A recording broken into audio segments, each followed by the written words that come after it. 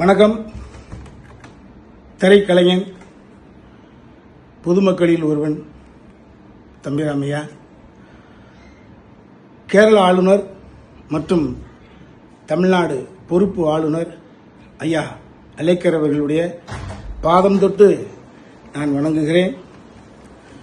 நீங்கள் மிகப்பெரிய அறிவாற்றல், ஆளுமை கொண்டவர் என்ற நிலை இருந்ததால் தான் உங்களுக்கு இந்த பொறுப்பு வழங்கப்பட்டுள்ளது. நான் எந்த கட்சியும் சாராதவன், புரட்சித் தலைவர் எம்ஜிஆர் மீது மட்டும் பக்தி கொண்டவன்.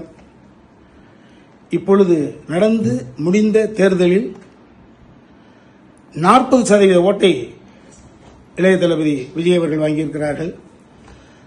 2 கோடி பேர் ஓட்டு போட்டுக்கிறாங்க. 2 கோடி பேர் என்பது ஓட்டுரிமை படைத்தவர்கள்.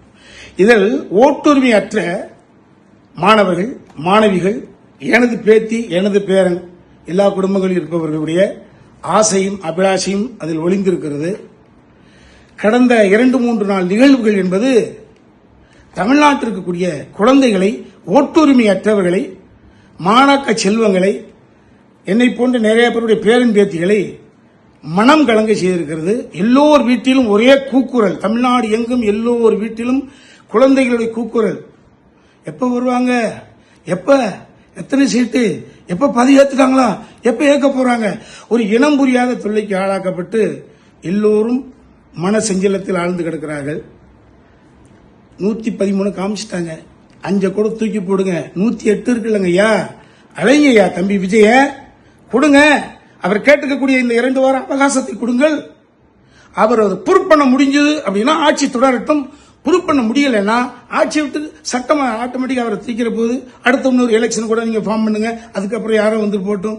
தயவு செய்து இந்த ஓட்டுரிமையற்ற இந்த குழந்தை செல்வங்கள், அவர்கள் அறியாமையில் இருப்பவர்கள், இன்ஃபாக்சுவேஷன் இருப்பாங்க, உண்மை இருந்துட்டு போட்டுமே, அவர்களுடைய பார்வையில், அவர்களுடைய எண்ணத்தில் இருந்து, அவர்களுடைய பாயிண்ட் ஆஃப் இருந்து கேட்கிறேன்.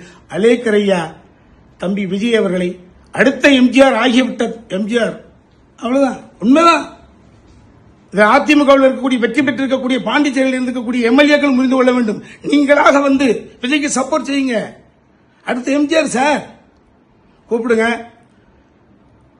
அவர் ஆட்சி கட்டில் அமர வைங்க. திரும்ப சொல்றேன், அறுதி பெரும்பான்மை நிரூபித்தால் ஆட்சி தொடரட்டும். அறுதி பெரும்பான்மை நிரூபிக்க முடியவில்லை என்றால் ஆட்சி களையட்டும், அடுத்த எலெக்ஷன் நடக்கட்டும். அலேக்கர் ஐயா, அலையுங்கள் ஐயா தம்பி விஜயை, இந்த குழந்தைகளையும் சிறார்களையும் மன ஊனத்திலிருந்து காப்பாற்றுங்கள் ஐயா. நன்றி, வணக்கம்.